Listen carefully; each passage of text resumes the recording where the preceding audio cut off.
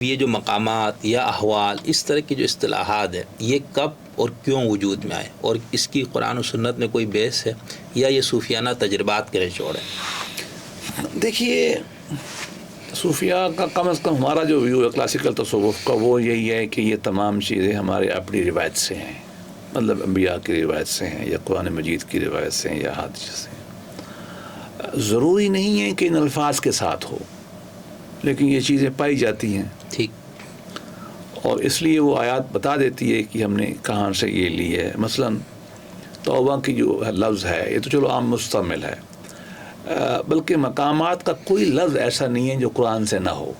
مثلا ورع ہے، زہد ہے، شکر ہے، صبر ہے، رضا ہے، صبر ہے، ذکر ہے، اخلاص ہے، وہ تو آپ کو وہاں سے مل جاتے ہیں سارے کے سارے۔ ٹھیک، احوال میں کچھ آپ کو ملتے ہیں، کچھ نہیں ملتے۔ وہ ذاتی طور پر انسان کی نفسی کیفیات ہیں، علم نفسیات کے مطابق۔ سادہ انسان ایک نفسی چیز ہے، صحیح، تو اس کو کوشش کی گئی ہے کہ اسلامی تناظر میں اس کی نفسیات کو کنٹرول کرنے یا اس کو انرچ کرنے یا اس کو ڈسپلن کرنے کے لیے، تو یقیناً اس میں کچھ ایسی نئی اصطلاحات آ گئی ہیں۔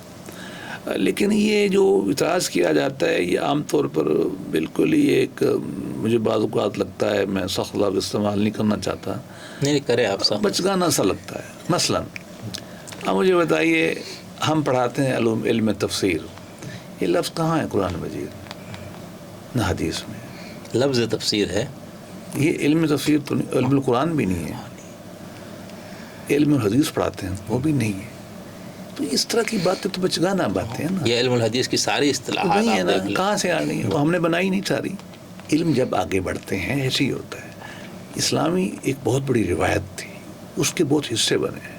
جن علماء نے قرآن مجید پہ کام کیا، علوم القرآن لکھا، تو انہوں نے بے پناہ حجوتی کی تکان دیکھ لیں، وہاں آپ کو بے پناہ اصطلاحیں ملیں گی جو نہ قرآن شریف میں نہ حدیث میں۔ آپ کو علم و کلام، خاص طور پہ علم و کلام پڑھ لیں، ماتریدی کو لیں گے، اشری کو لیں گے، ایک آیات پہ ایک بھی آپ کو کانسیپٹ نہیں ملے گا، سارا گریک فلسفے سے آئے گا۔ اسی طریقے سے آپ کسی بھی چیز کو لے لیں، تو یہ تو بچوں سی بات ہے نا۔ بات یہ ہے کہ اصول کہاں سے ہے، یہ زیادہ امپورٹنٹ ہے، اصول زیادہ ہے۔